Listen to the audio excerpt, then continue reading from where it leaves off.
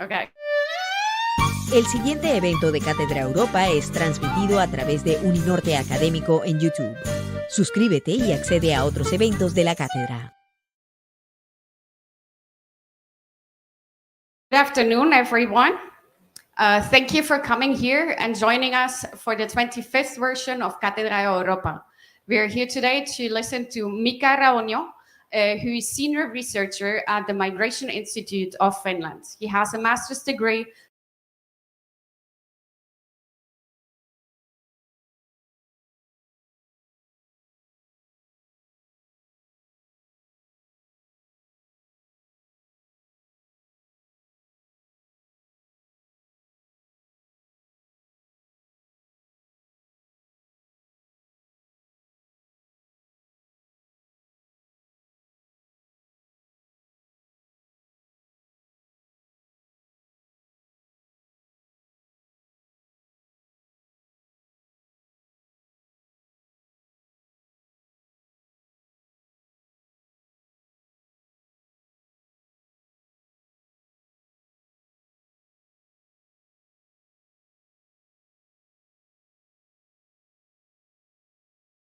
daughter of a migrant from Palestine. She currently is the advisor of migration for Barranquilla's mayor, Jaime Pumarejo. She is also a columnist at El Heraldo and has a vast experience in cultural industries and is developing economic development processes that focus on reducing inequalities.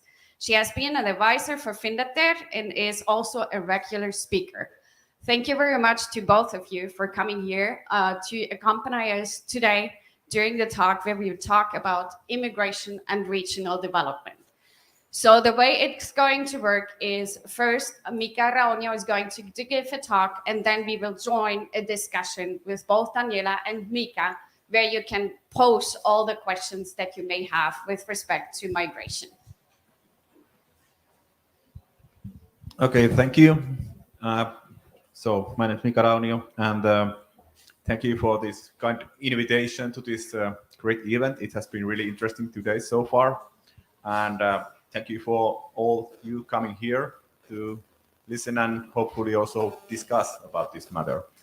What I'm going to tell you about is about regional socioeconomic development and migration. And I think it very well fits to the theme of the day that I'm going to tell you what we have done in Finland during the recent years and what has been the main challenges in that road. So I'm going to go through the most recent policy developments and how they are related to regional economic development in Finland. So I think we can start to shortly just to remind us that there are huge amount of theories explaining how the regional economic development and the migration are related.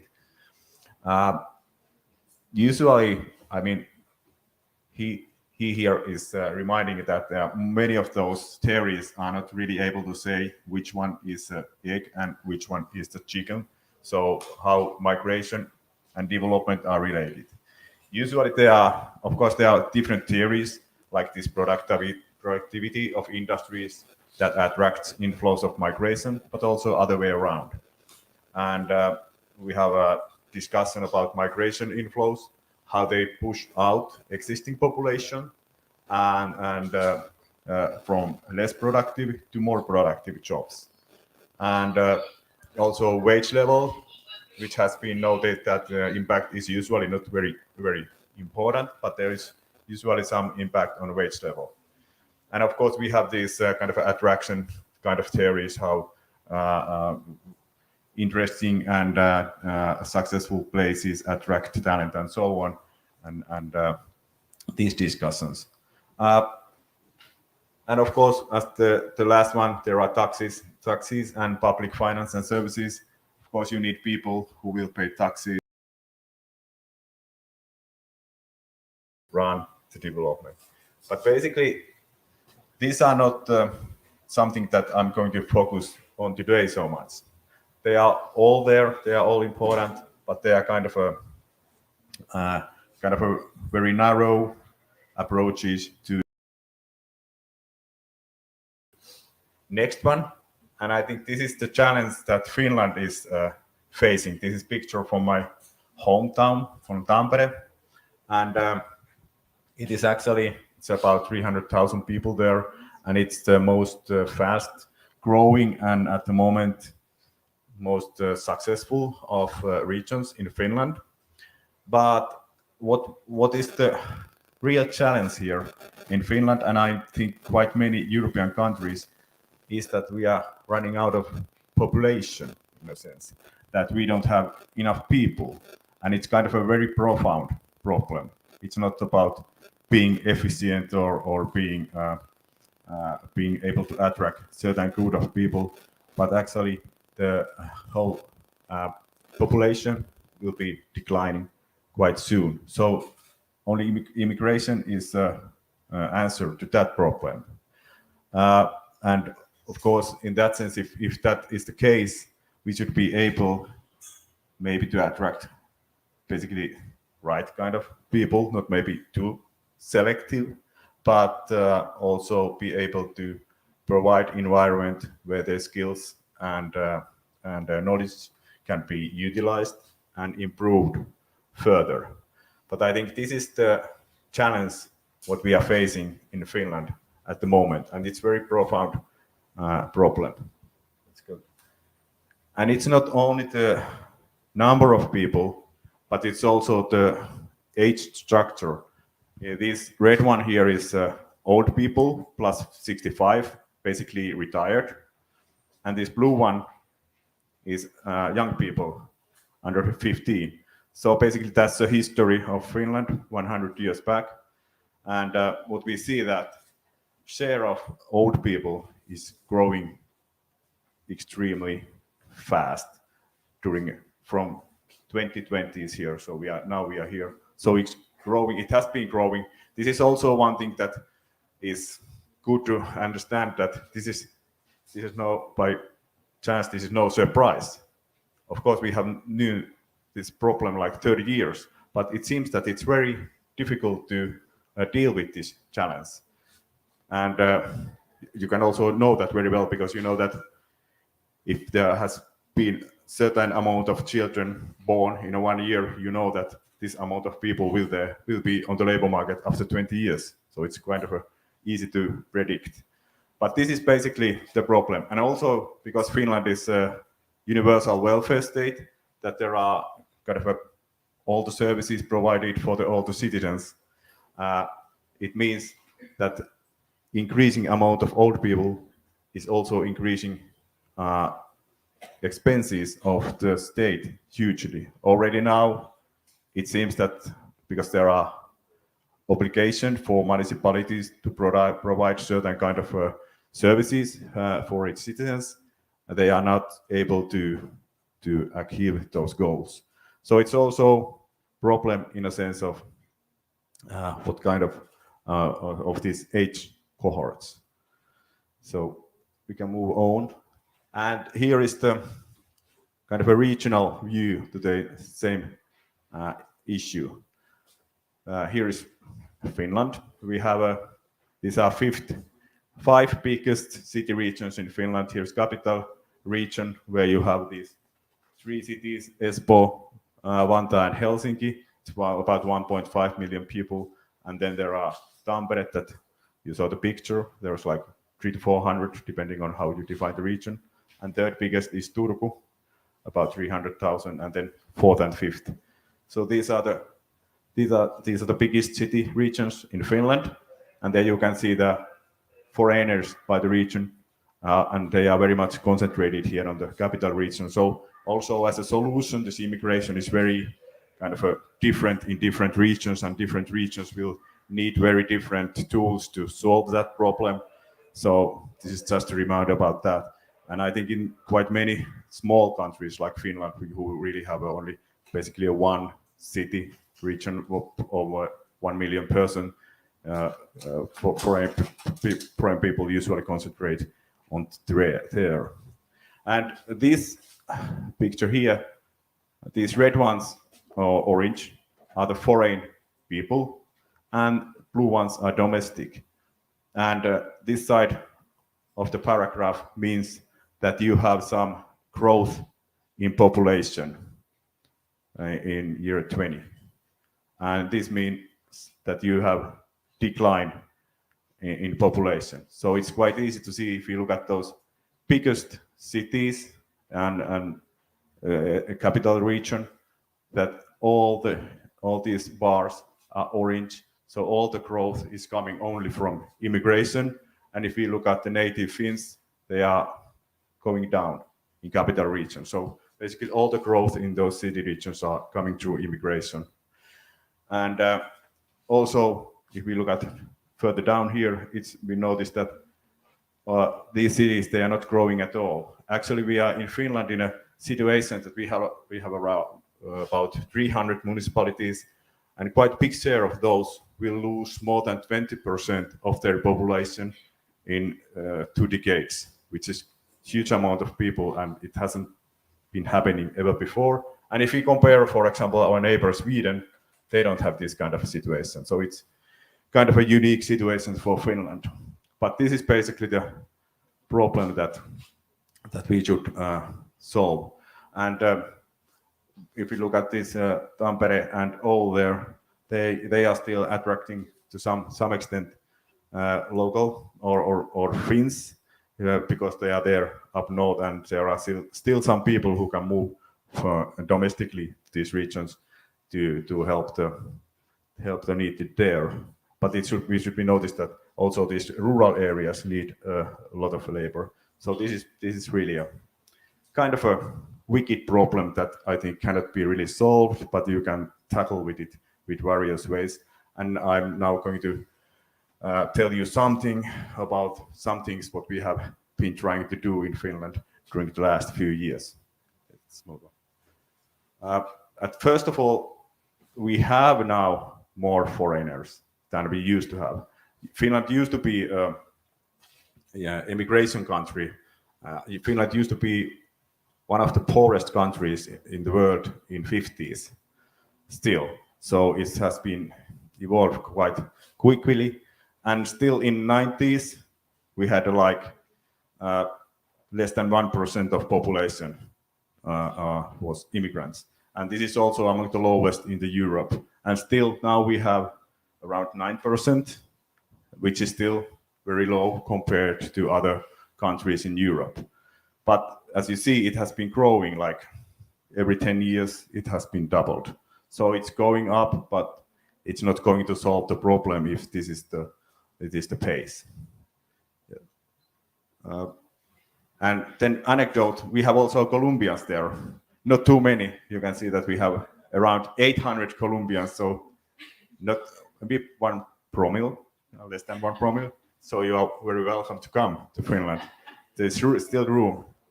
And this orange here tells that even some have born there. So there are some Colombians already born in Finland. So you are welcome to come there. Okay, but very small minority. And yeah, let's go.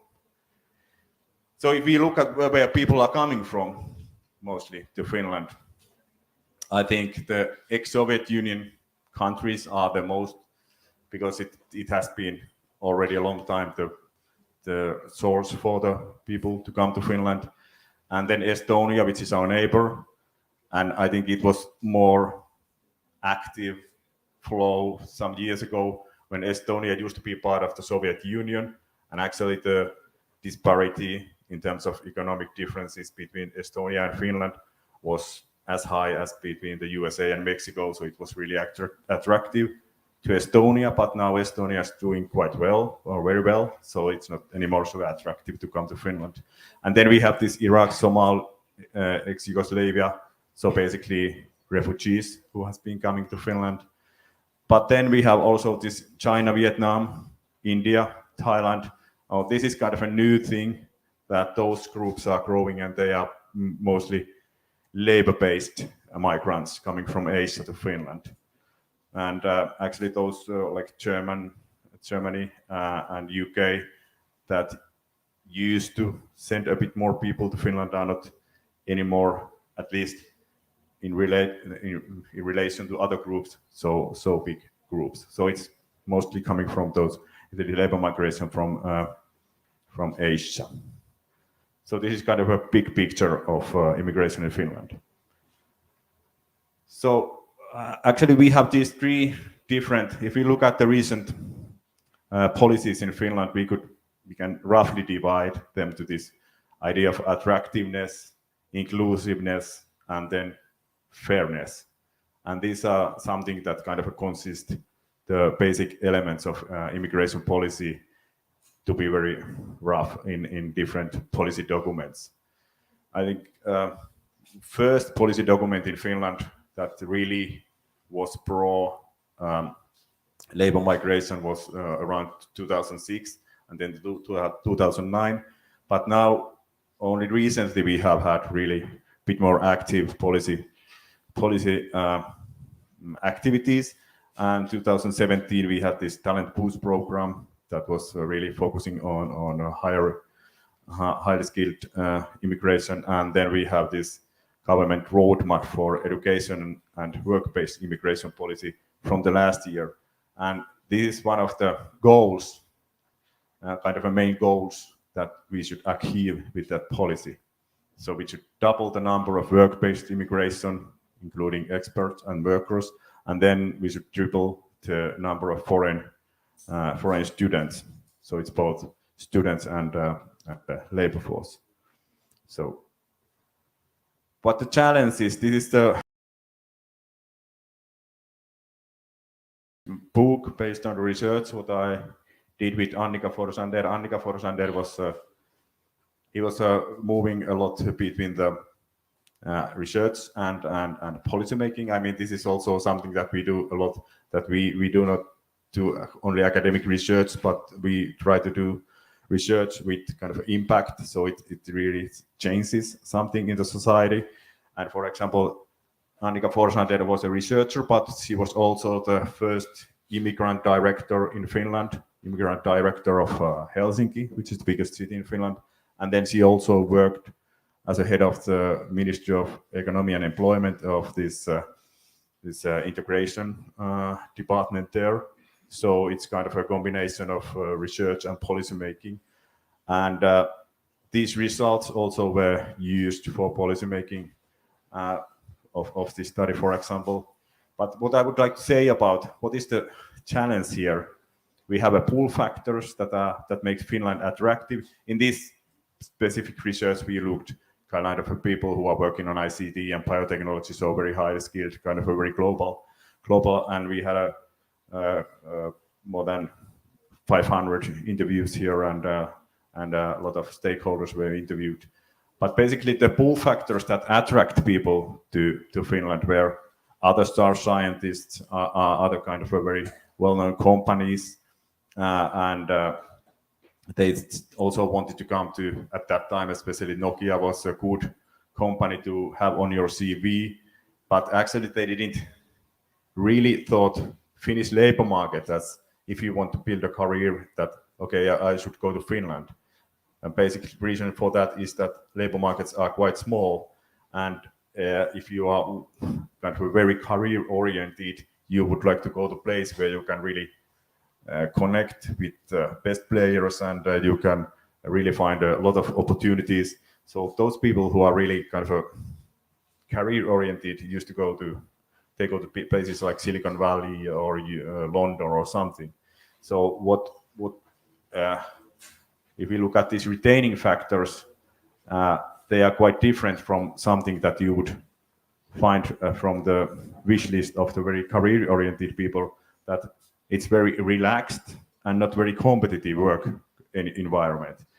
And it kind of values independence and lack of hierarchy, and also this kind of a stable, safe, small town type of living and family value is something that people find very interesting. So actually, it's more like for people who value this kind of a more peaceful family life.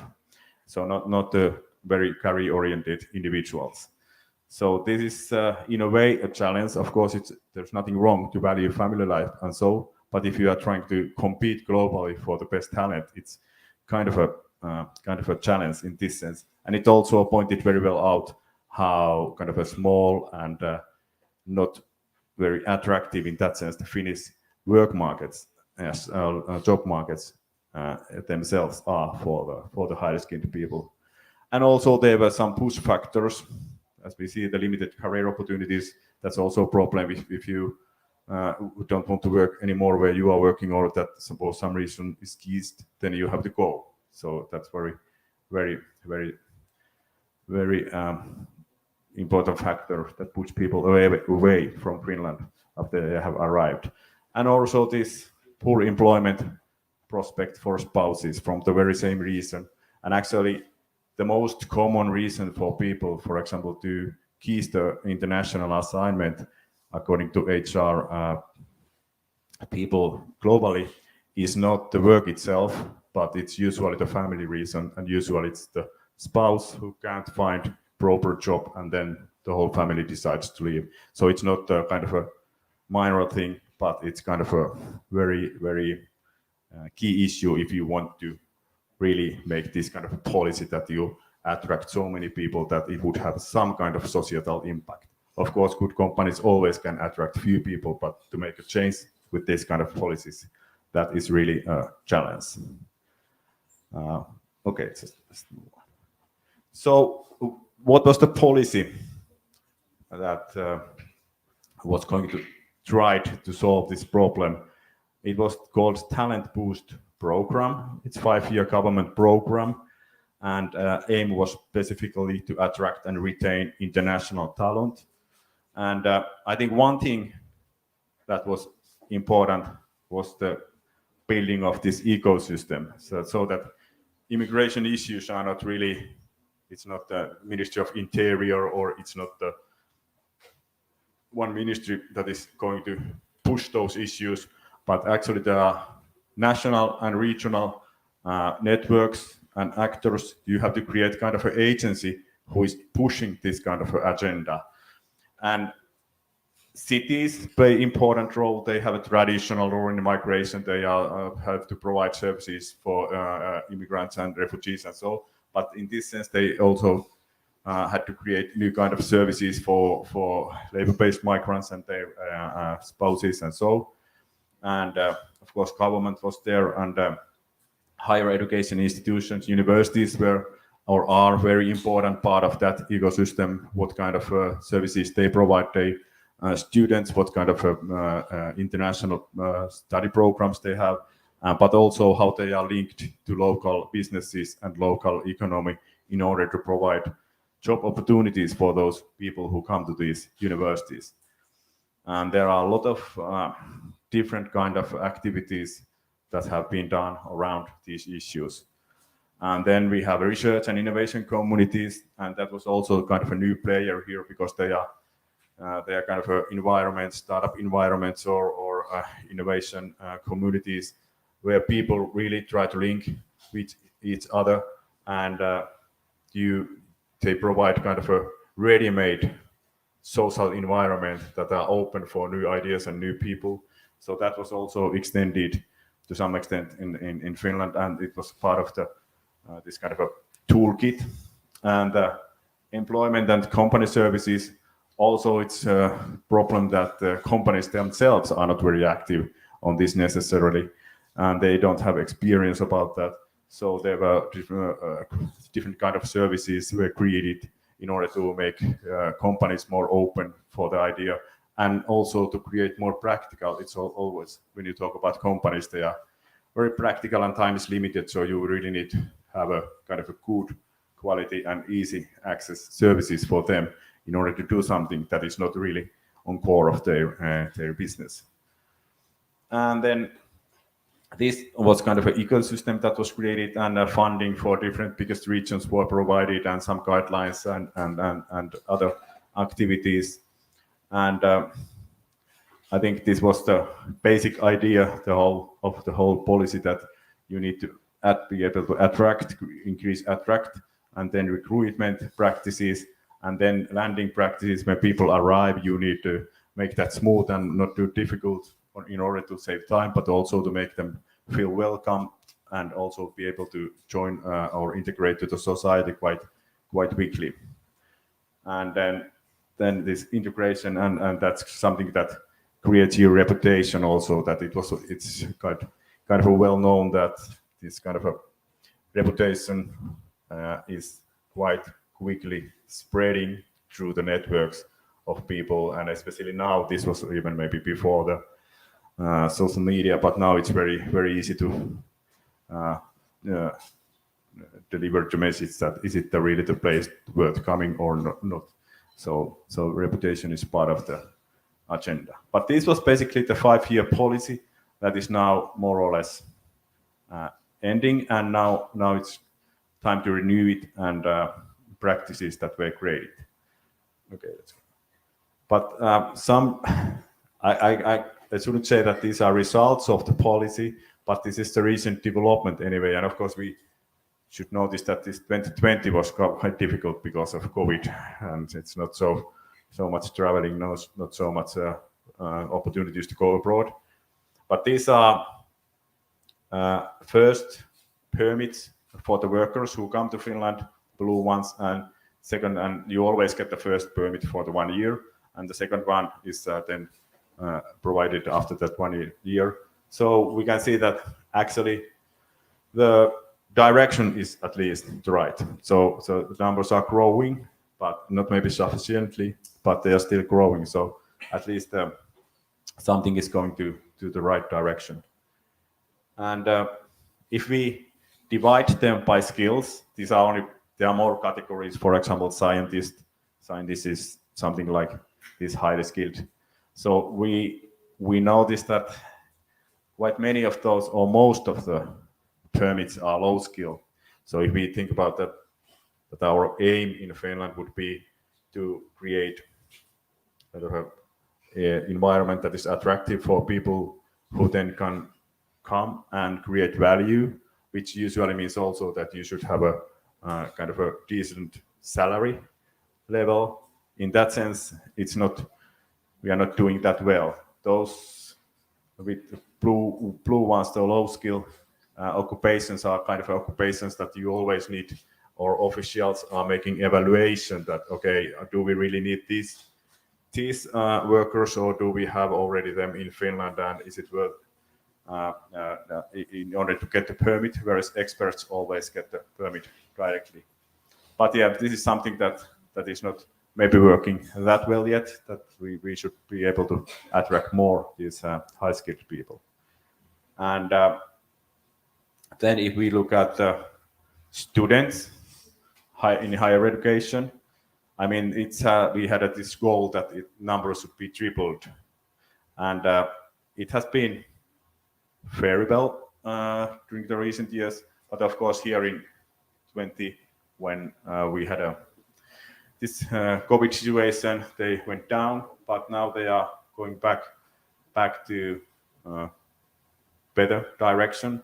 So I think this higher education and student flows are maybe also going to right direction, but not quite there yet. And of course, there is this thing of retaining, that what happens after the studies. Do people stay or do they go? So let's move. So what should we do then even more is that it's kind of when you talk about the immigration policy and how to make it work in order to really support the regional development or national development in this sense, I think we should be focusing more on this innovation, what we heard about today, these innovation ecosystems, innovation environments, which means basically to improve the quality of science, universities and businesses, and especially how those work together in order to create knowledge, and in order to create workplaces and attractive communities for people to come. And one element of that is the startup permit that is quite common in many different countries, but also in Finland we have had this like 5 years.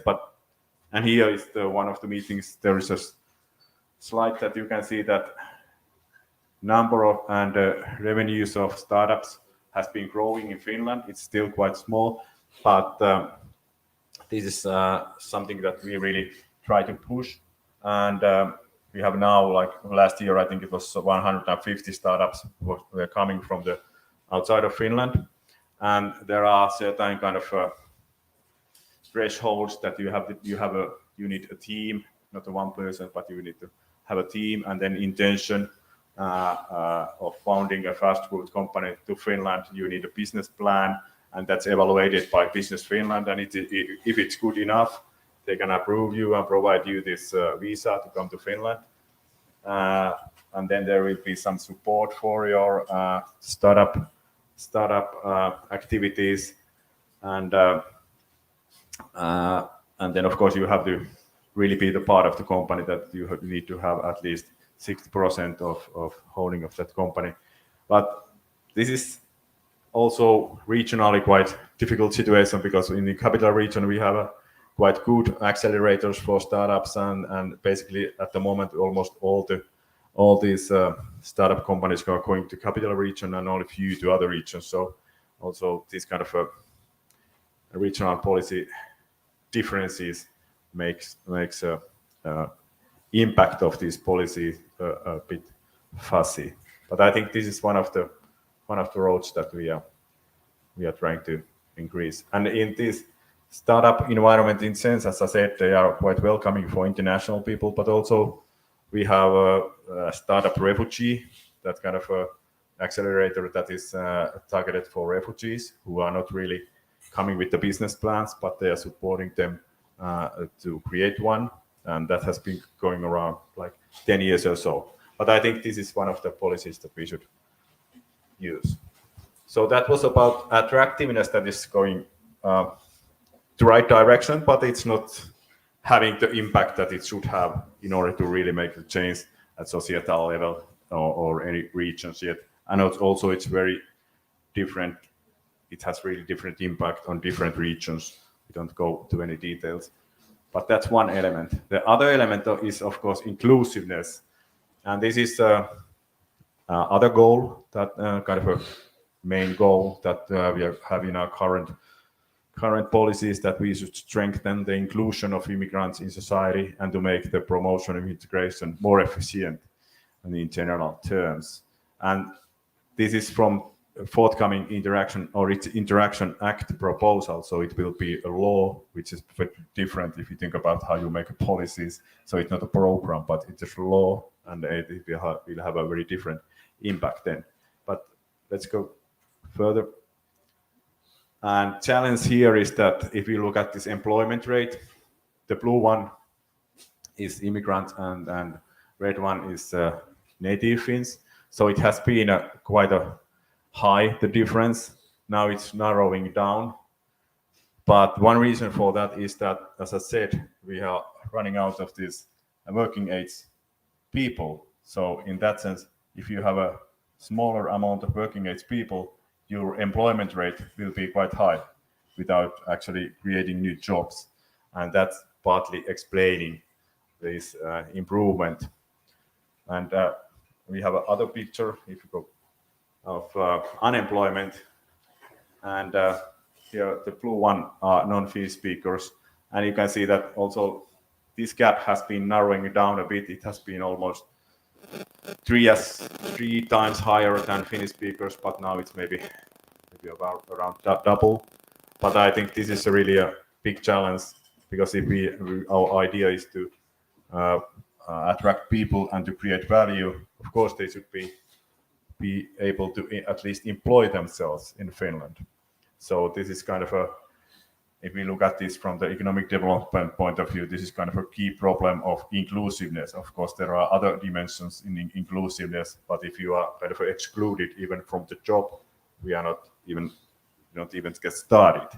So let's go there. So, and when it was asked from the human resource directors, human research personnel, what they think about these issues, that if you have a foreign name, does it hinder the access to job interview? And from 2007 till now, it situation hasn't really improved. So if you have a non-Finnish name, it seems that it's more difficult to get to job interview, which is of course really a very harmful thing for our labor markets with these kind of ideas to make it more diverse and make it more inclusive. And it's sometimes reasons are practical, but still the situation seems to be quite worrisome. And when we ask if your organization you use for these different kind of tools, for example, anonymous recruiting practices. So this is research made by Bergholm and others. Only 8% says that they are doing this anonymous. That means that when you send your CV, they don't see your name, they don't see your nationality, they only see you kind of professional achievements, and that's one way to avoid this kind of things what we see in the first picture. But okay, let's go. So, what has been done to solve these problems? First, there has been in this program Talent Boost, there has been at least 2 major elements that has been set up in different regions, in the biggest city regions.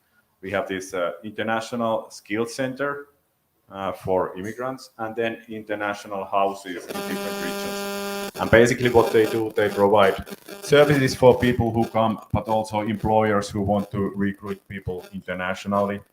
And they have been around like 5 years now with this funding. And I think it's not maybe, what is important is not maybe individual services what they provide. They have been there more or less already before that. But important is how you do it. For example, these services, there are a lot of practical services to get people educated, to get them better jobs, to link them with labor markets, to provide information about everything related to your arrival and so on.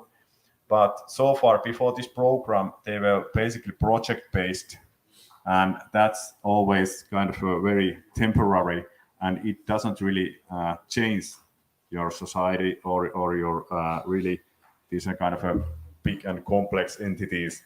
If you have only single projects that you run, the project will go on 2 or 3 years and then they disappear, and actually the system doesn't really change. So if you want to change the system, I think this program Talent Boost was really good because they made it more consistent, and they made long-term funding for these activities, and they created this ecosystem that was able to maintain it and work together in the same direction. Of course, they don't even either change the society in 5 years. But now what is kind of crucial here is this Integration Act proposal. And this said in the title that we are moving from project to municipal services, that they are amending the law that obligates municipalities to provide many of these practices, and then you are able to kind of create systematic change in the society, because they are done in everywhere more or less the similar way, and there is consistency in those activities.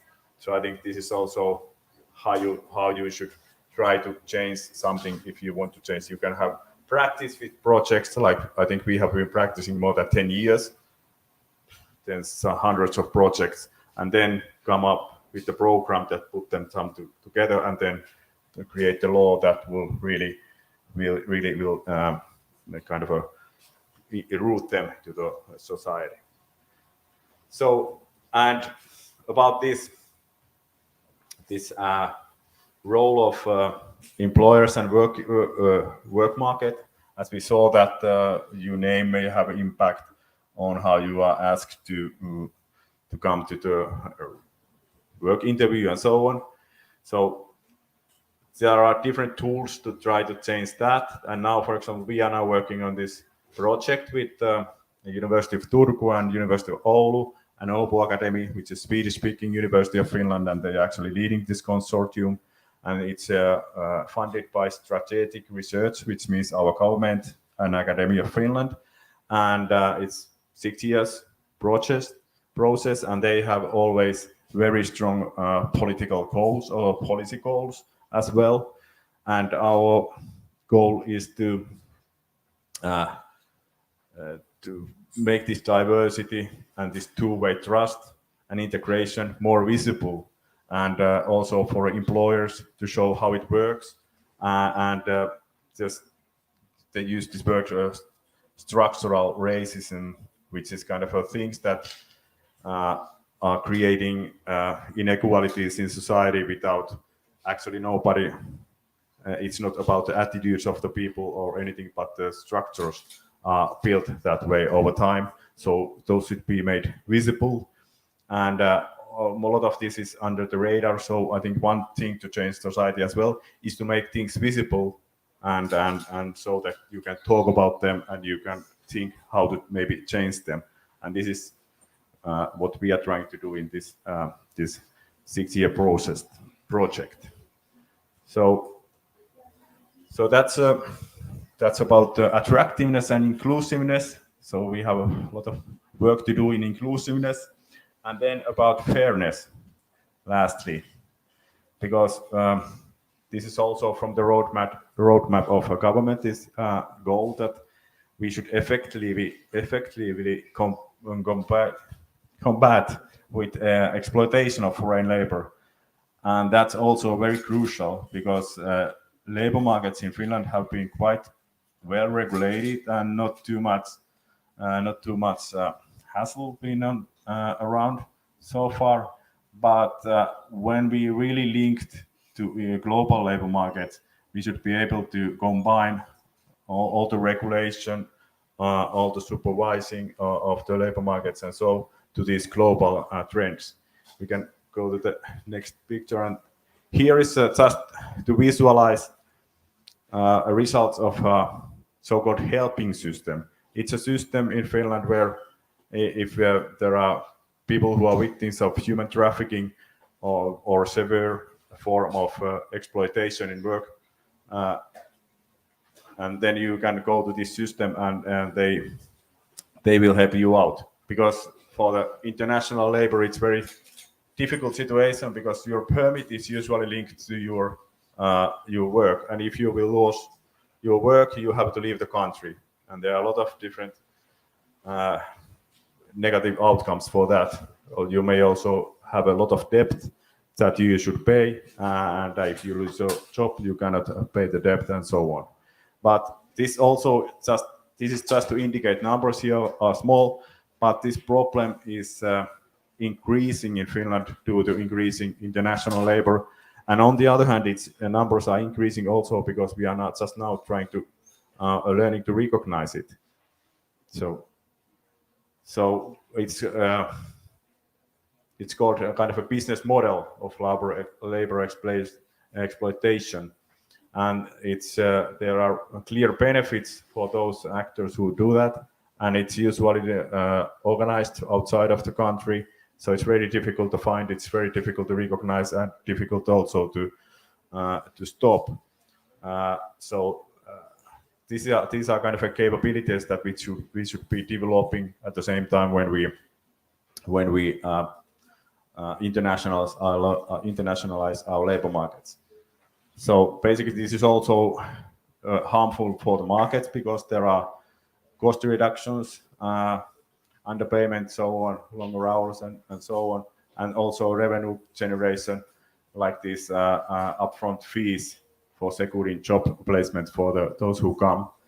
So there are a lot of kind of social and individual suffering to these activities for those who are exploited, and also this is difficult to grasp. So I mean, we can go on. So we did the research assigned by our Ministry of Economy and Employment, and we did ask those officials, police, immigrant officials, Ministry of Interior, and all those officials who are dealing with this issue. They are supervising it or they are regulating it. That first of all, let's go back. First of all, that they all thought that it's growing problem, and these are people who are hands-on with this problem. But then when we asked about how are the capabilities in their case to deal with it, it was clear that they are not very good. That attitude of management in our organization clearly supports the fight for the labor exploitation. Only about less than 40% said that they have this attitude. And then we asked about practical things like, do you have practices and do you have a clear cooperation capabilities? And they less than around 1/3 of the officials said that they are okay. So clearly we are lacking these kind of capabilities. So this is one element in policy development, that you should be able to create fully new capabilities for the very broad organizations and how they interact at the same time as you are trying to create this kind of attraction policies and inclusive policies. So it's kind of the point is that this is kind of a complex task to do, and you have to move on the very many different fronts at the same time in order to make the change.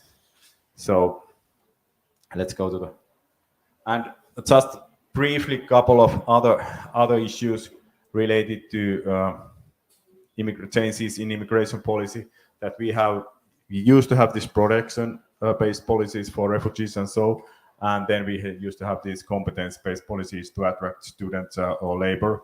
But now they are actually converging quite a lot, and they are fully new kind of approaches to these policies. And if we have this United Nations definition for complementary pathways. They are safe and regulated avenues for persons in need of international protection that provide for a lawful stay in a third country where the international protection needs of the beneficiaries are met. So basically people who are in refugee camps and so are not coming to Finland, for example, as a refugee, but as a student or as a worker. And we don't yet have, we made this report to our government, and we look at those practices between the USA, Canada, and UK, Australia. They have this, and people are coming from basically Syrian refugees. But in that sense, you are combining protection and also these competence-based channels for the benefits of both. And it's kind of a big change mentally in this field. And UNHCR is promoting that quite a lot. So other thing is, of course, the case of Ukrainians. Also, they are coming as refugees now, but basically very much labor-based activities are built on that, maybe in the whole Europe, not only in Finland. But these are things that are important in a sense that we are really creating new kind of policy tools, fixing these protection and competence-based policies. So I think this is the final slide. And what I was trying to say to you is that it was this is a really kind of a complex challenge to be solved, and we are not really talking about immigration or migration policy, but we are talking about innovation and educational policies and industrial policies, and we have safety, and we are talking about almost all the policy sectors, because we're actually talking about just people who are coming to a country, and they should have all the kind of opportunities as the people who are there already. So there are really many kind of things to do at the same time, and I think these are kind of three key issues that should be changed and made more ready for this kind of flows of people, like innovation and business ecosystems and environments.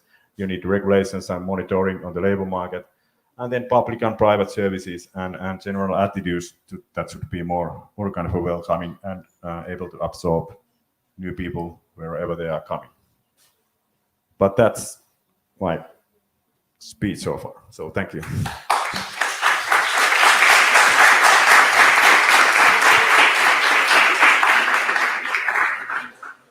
Well, thank you, Mika. Now I would like to ask Daniela to the stage as well, such that we can start with the questions. So get prepared also for the questions, please.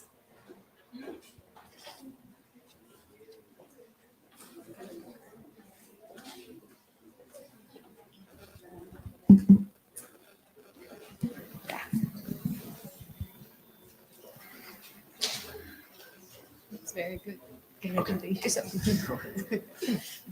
So first of all, thank you very much, Daniela, for joining us today. And the first thing I would like to ask you to bring in a bit of context of what Barranquilla has been doing with respect to migration, because Barranquilla has been internationally and nationally recognized for very good practices with respect to the migration policies. So if you can give some context to the students, that would be great. Okay, thank you very much, Mika. Excellent presentation. Definitely, we have a lot to learn from you. Okay, so how are you? Great. That's a good start. Okay, to begin, I want to ask you guys, who is from Barranquilla? Who was born in Barranquilla? Who was not born in Barranquilla? Who of the ones that raised your hands that were born in Barranquilla?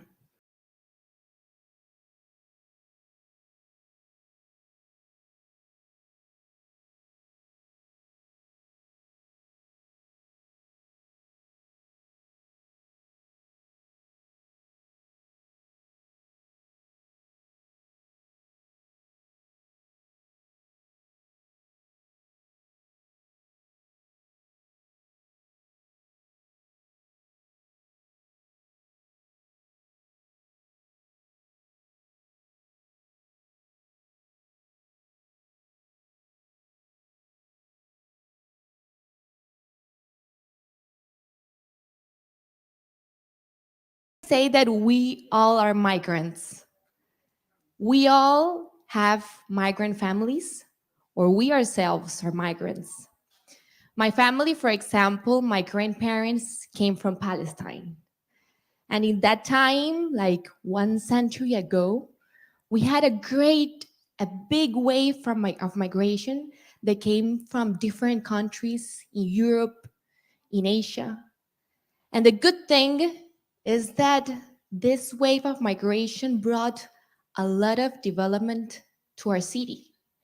Also, we have had migration coming from Colombia through all our history. And this is who we are. Barranquilla is a city of open doors. Barranquilla is a diverse city, and we can feel it in our DNA.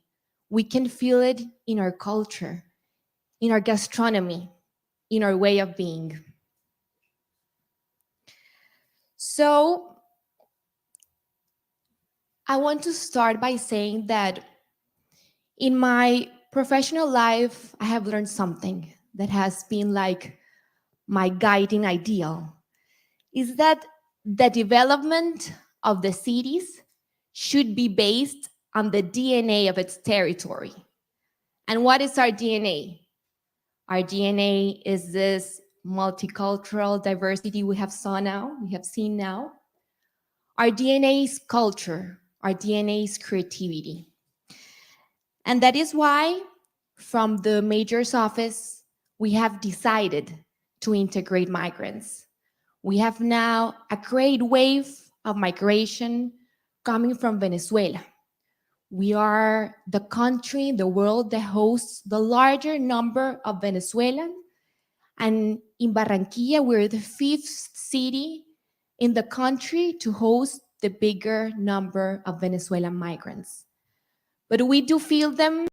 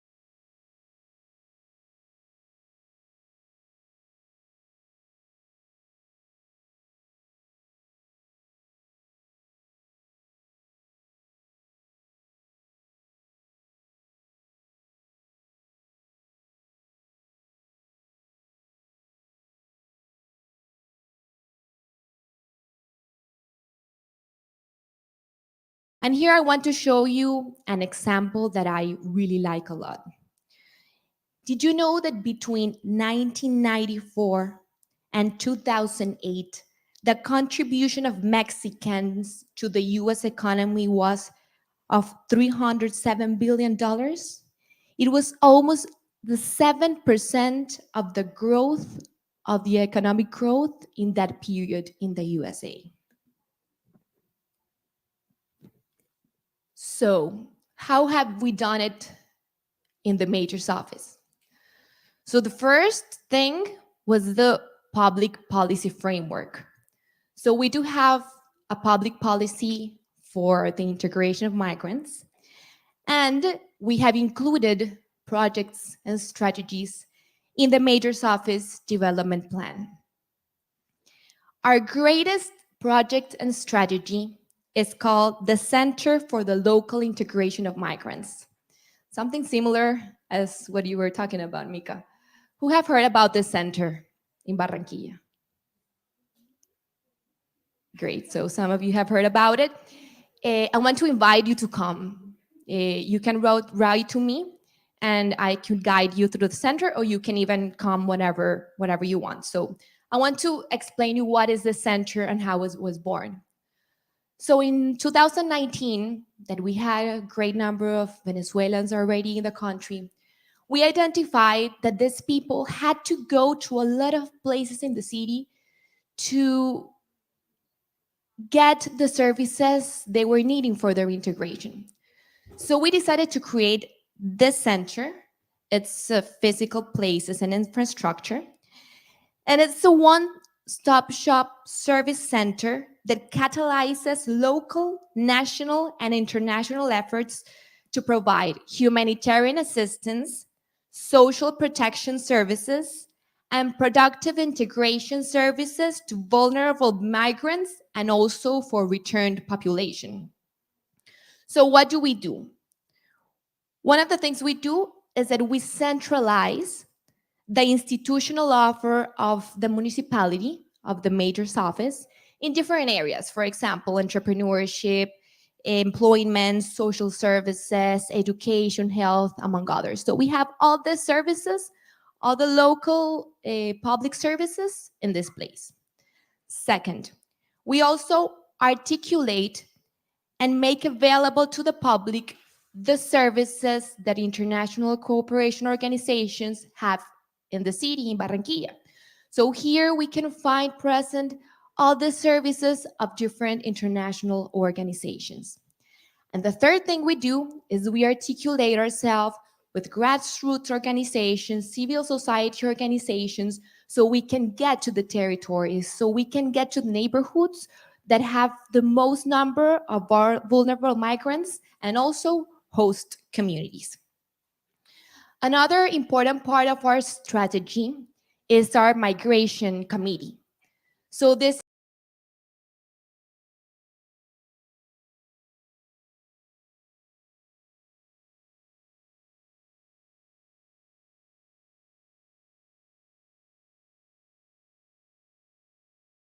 so the different offices of the major's office.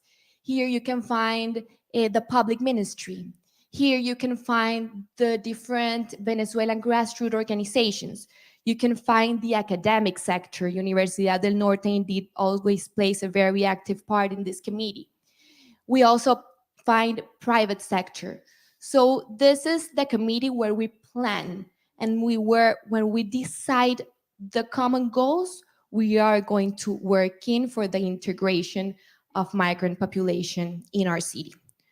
Also, we have diverse strategies around housing and productive integrations that I'm going to talk to you later. So, a lot of the good things that I think have been very positive for our strategy are the possibility to mobilize and articulate the different actors, because we believe that the social, economic, urban, and cultural integration of migrant and returnee population in Barranquilla can only be possible if all the sectors work together. And we, as the Majors Office, we have worked to lead this process, but the important thing is to articulate so we work together for the same objectives. What is coming now? So I want to talk to you about, based on our experience, what have we identified should be the next steps. So at first, we started working with a focus in humanitarian assistance. We have shifted that focus for a socioeconomic integration of the population.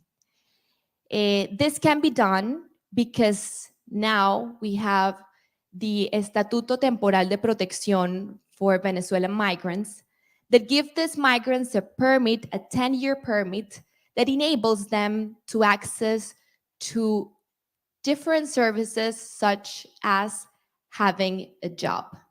So we are taking advantage of this opportunity and turning our focus from only humanitarian assistance and social protection services to productive integration.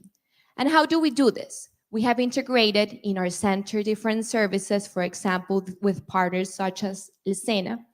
And also we are working together with the Center of Opportunities. That is the public agency, the public employment agency of the Major's Office. This employment agency works with vulnerable population, and among this, with migrant populations. So we do capacity building and accompany them through all the process until they can get a job. Here, working very closely with the private sector has been very, very important. So we have a project we are going to start next year. And it is about having, it is called the whole of family approach for the socioeconomic, urban, and cultural integration of migrants in Barranquilla. So we have identified that it's very important to work integrally with the whole of the family. So now what we have is that people come to the center and they access to the services they need. What we want to do now is to work with the whole of the family. So we're going to start doing a pilot with 250 families, vulnerable migrant families. We are going to develop an index that is going to show you us in what level of integration are these migrant families, low, medium, or high level of integration. Based on their needs and preferences, we are going to direct them to a set of services. This set of services would be along 4 dimensions: social, cultural, economic, and urban dimensions.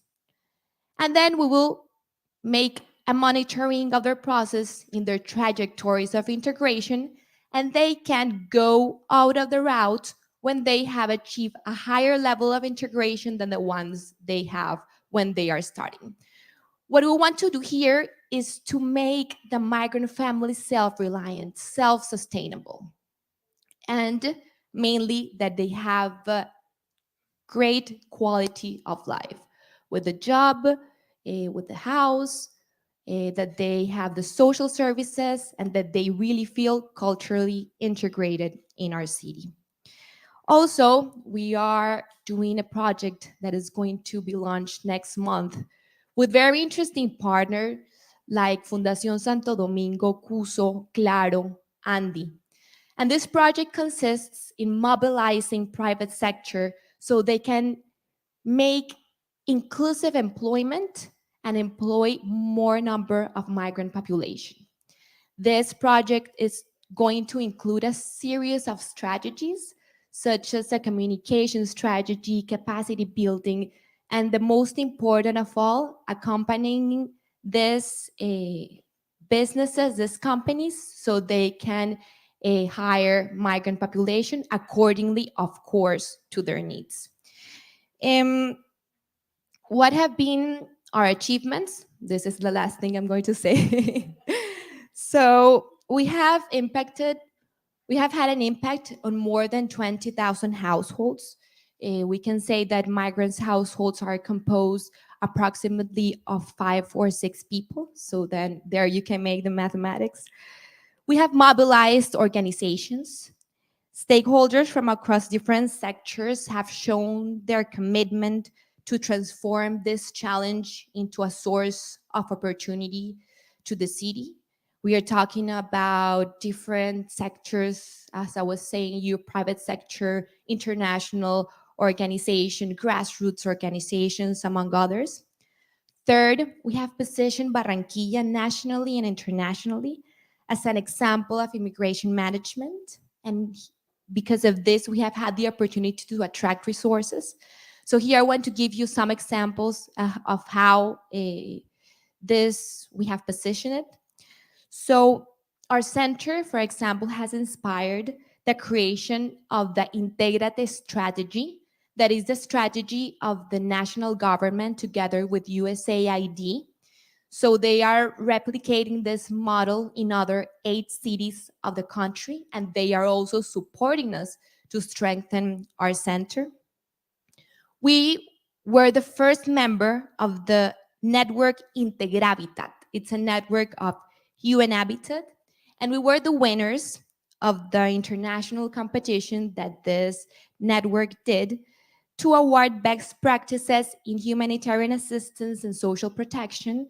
And we were exposing, because of this, our case in the World Urban Forum in Poland in June.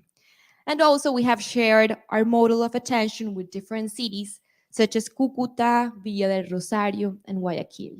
So this is a summary of what we have been doing. It will be great if any of you are interested to work as volunteers in this common goal to make migration a real opportunity for our city. Thank you.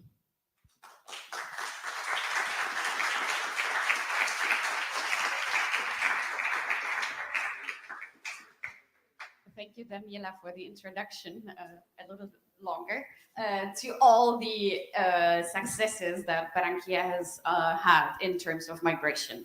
So before I start with my questions, I want to give you the opportunity to pose questions to both Mika or Daniela with respect to migration. And I know this is always an awkward moment. You can also say it in Spanish. We can translate it. There's no problem. None? Here.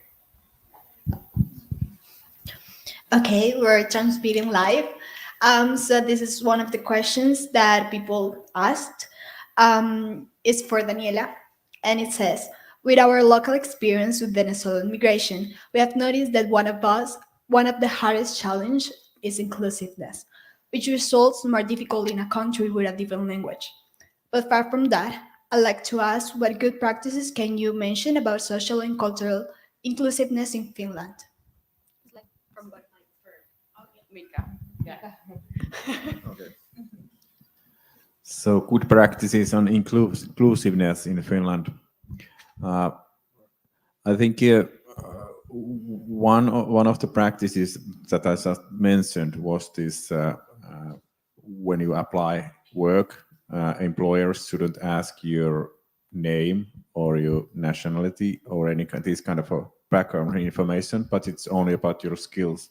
Because I think this is one of the things that is very well proven all over the world, that if you have a foreign name, you are much more unlikely to get the job than people with local names. So I think that would be, for example, one. Thank you, Mika. Is there another question from the public? I don't see any hands. For Mika. Mika, having in account that North European countries have a very protective sense of their cultural identity, and that Latinos like Colombians, Venezuelans have a multicultural sense of perceiving themselves as a culture that is very variant along time. How do you think that us Latinos can integrate with the culture of your country? Yes, that's a good question, and I think this is a challenge, and it's both in a culture, but also the institutions which are always based on the culture, and that's maybe something that is related to, as we were talking about, this structural racism, that the whole society is built in a way that it fits certain kind of people better than the others. So I think this is really a big problem especially in Finland, but we have also seen in Sweden, which has a quite huge amount of immigrants, that it has been quite troublesome for them to try to integrate these people. And what we see in whole Europe is now that we have these right-wing governments coming every here and there. And I think it's part of this what you were saying, that these countries are not capable to deal with diversity very easily.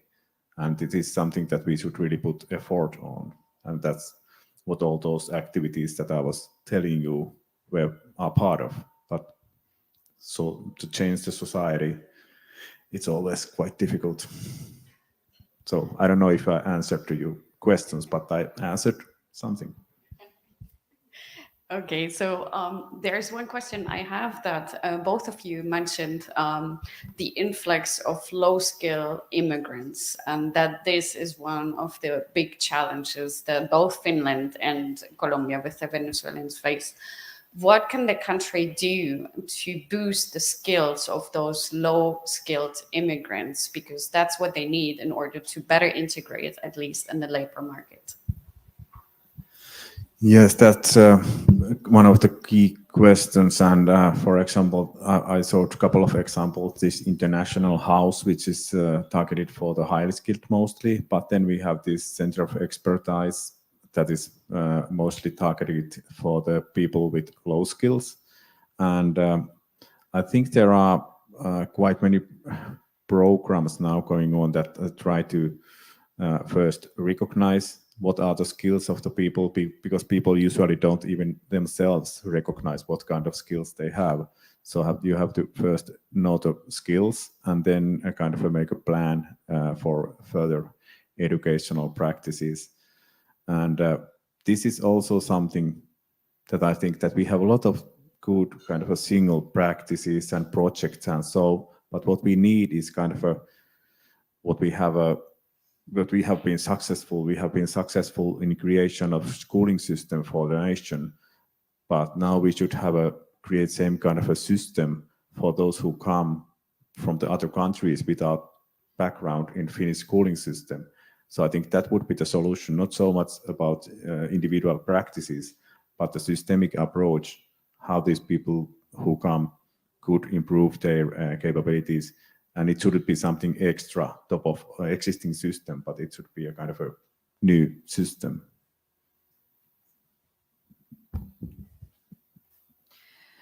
Okay, so the first thing is to work with partners. And this we do it, for example, with SENA for capacity building. And I want to talk to you about two examples. One that we have already done, one that we are going to do. So the first one was the project Todos Somos Barranquilla. It was a project we did with resources of the Majors Migration Council. So we worked together with 100 migrants, returnees, and host population. And what we did was to work with them in capacity and skill building, and we accompanied them in all the process to train them to get a job. And parallel to this, we worked together to the private sector so they could hire these people that we were training. So this was a very successful and interesting project. And now we are working in another version of this project that was the one I just talked to you about, that is with this important and relevant partners such as Fundación Santo Domingo, Dicuso, Claro, and USAID. And in this project, we are going to do it in another manner. So we are going to first sensibilize and make capacity building with the different companies of the private sector. And then we are going to meet with them and identify where they have vacants and identify then CVs that we have access to that can fill these vacants. And then these people, we will train them for this specific jobs. So these are two examples we have worked and we are working around the capacity building. And the important thing is, as I said at the beginning, to partner with organizations that can accompany us in this process. Thank you. Good afternoon. I have a question. For example, you shows like a table where all the migrants come from Finland, from ex-Soviet countries of Europe. But what if, for example, all the migration comes from Africa or low-income countries, and low skills migrants are the one who comes the most to Finland? And I want to ask you, because do you know any specific program that you consider as a successful case in entrepreneurship that helps entrepreneur migrants to go to how to say it, low income entrepreneurship to high impact entrepreneurship, besides the one that you shows, the startup program, the startup permit, and the startup course? Do you have another one that you can show us? Yeah, that's a good question. I think there is not that kind of program that would work like that. And as you mentioned, that people are coming from low income and they have kind of maybe some kind of a informal economy-based startup idea and then move on. But that's a really good idea. I think this startup refugee program was trying to work in a bit way like that, and there was a few business people involved who had connections in the business, but and then also some higher education institutions. But and they have done some good cases, but not maybe at the level that it would have been kind of a serious impact. But I think that's very good, and that's a direction that we should go as well, to try to find this kind of a new. But it's also interesting, as you said, that we have to bring in the different actors here. That's what you are now saying, is something that you bring in the actors who haven't ever thought that they should be in this kind of situation. I mean, these business guys and then the people who work with refugees.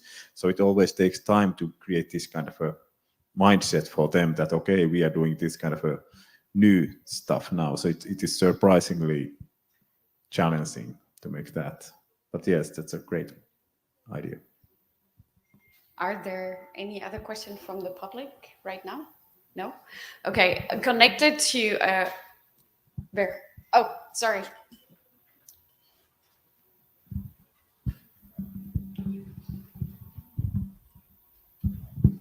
Hi, good afternoon. This question is for Mika. In one part of the presentation, you talk about how for spouses was difficult to find job in Finland.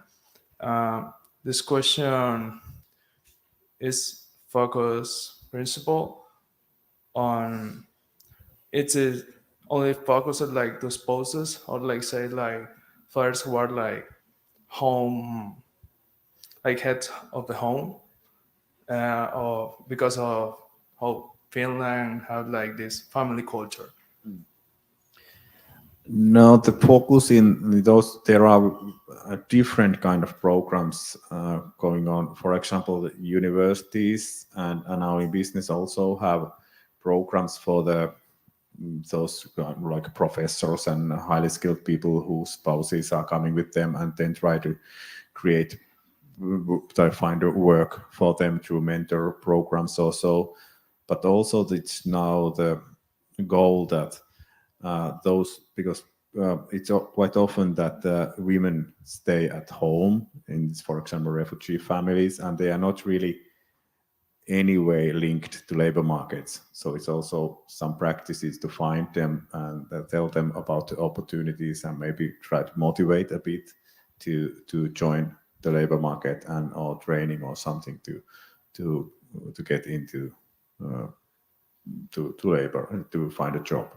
So I think it's quite broad approach to try to involve everything because in Finland, of course, women are working also like men, so there's no difference really between men and women in the labor market. I mean, the shares, how many people are working there.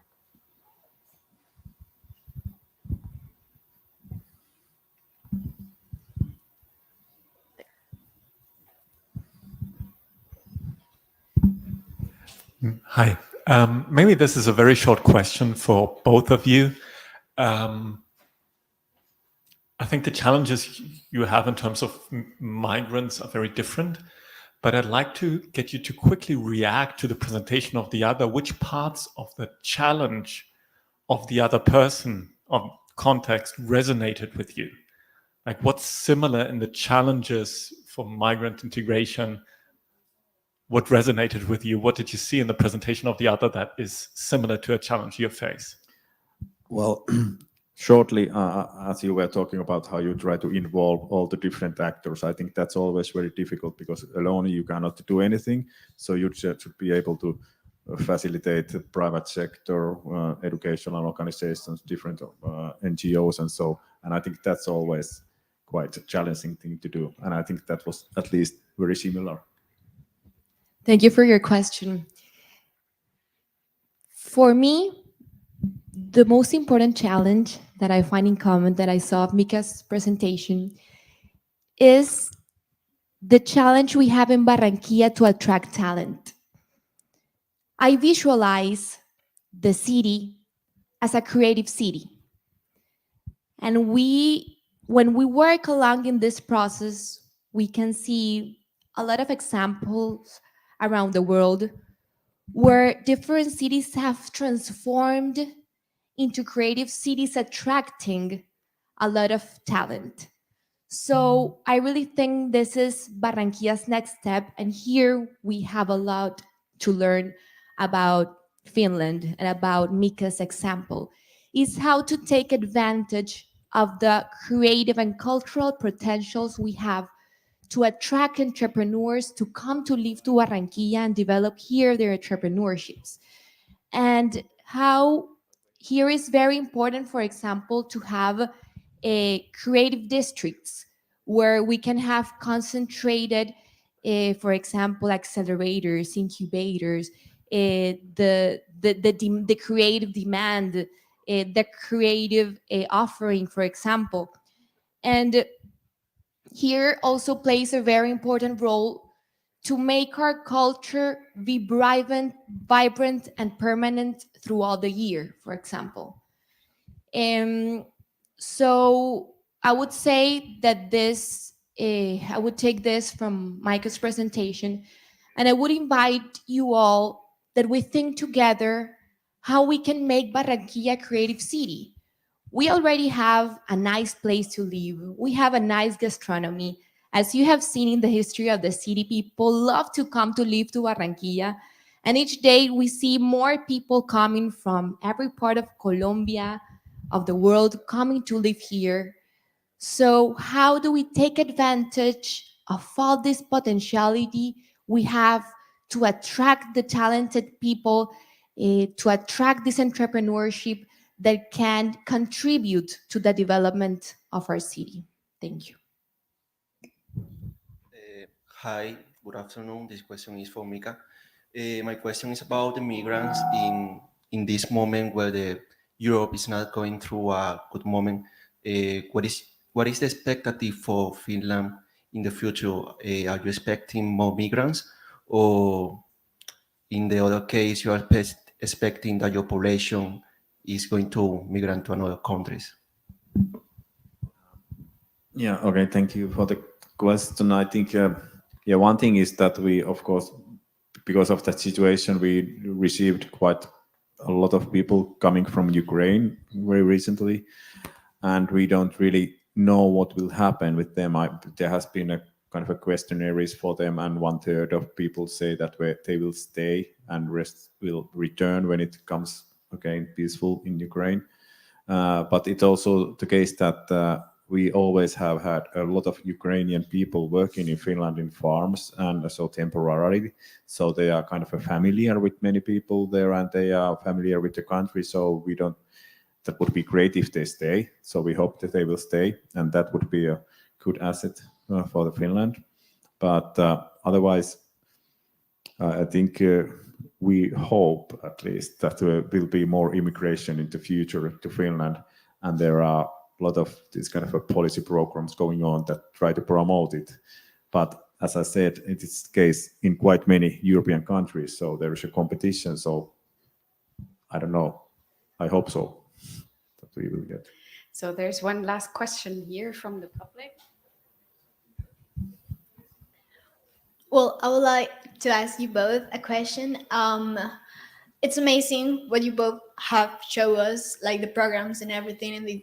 But I believe that there's a huge barrier, which is the stigma people have to migrants. So how can we work like with native people to create an environment, a culture of welcomeness? Yes, I think that's a really big and good question. But I think discussions like this and educational institution and everything should promote this idea how we should perceive others. But I think I don't know if we have any good simple solution for that, and that's just something that we should promote in all the possible channels in a way. Maybe you have. Thank you. Okay, so as we were talking in the beginning, here in Barranquilla, we have a job. We have advanced in that area because we are a city of openness, of fraternity, of solidarity. Even with that, we do have xenophobia. So what I think is the best solution for that is to show the reality of migration. Here we are talking about migration, migrants, and we see it as a concept, as a faraway concept. But what if we bring to the people the real life stories? What if we show the people that you can be a migrant, that I can be a migrant tomorrow? I could be displaced of my home tomorrow. So I think that the important thing to change the narrative is to show the real life experiences, to show the people, to show the stories. And I believe that when we do that, there is not anyone that can say no to migration. And we have experienced that in our work. When we have gone near to certain partners and we want them to work in hand to hand with us, organizations that maybe have never worked with migrant populations, for example, some of the companies in the private sector, when we show them these real life stories, when we show them the humanitarian part, when we show them that today is them, but yesterday it was our ascendants, and tomorrow it can be us, the story definitely changes, and most important of us, the actions definitely change. And I think that's the most perfect way to end this talk today. Thank you so much, Mika. Thank you, Daniela. Okay. There's one last question.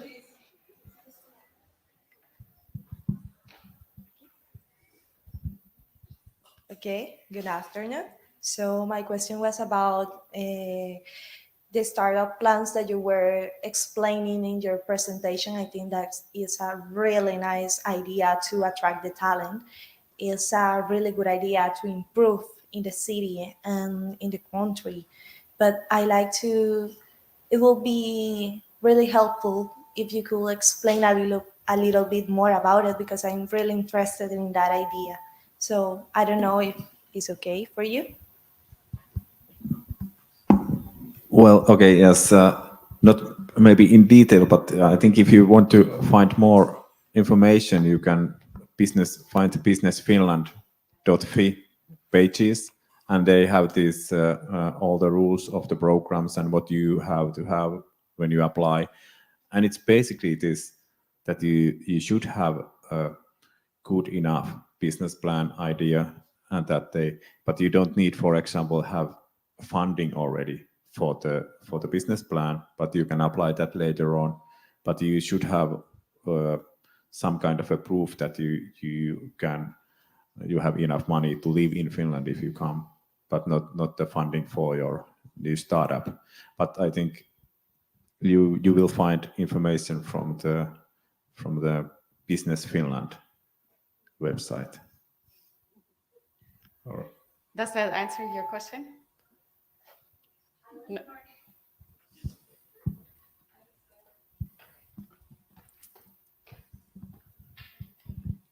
Okay, I think that's a little bit helpful. But what I'm more interested is, how do you create this idea? I know that is for attract the talent and create more entrepreneurs in your city, your country, and that's really incredible. I want to know more about the background of the idea, the plan, el plan como tal. So where it came from? Do you mean that? Well, I think quite many countries have done that for a while.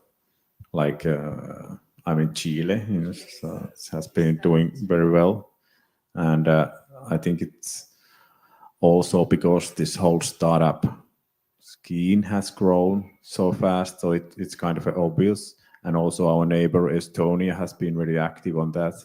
They even give you a citizenship just online. You don't have to go there, but you can. So I think there are quite many examples, and I think we are not the front runners in this field, but rather followers. But I think it's also very important to have that.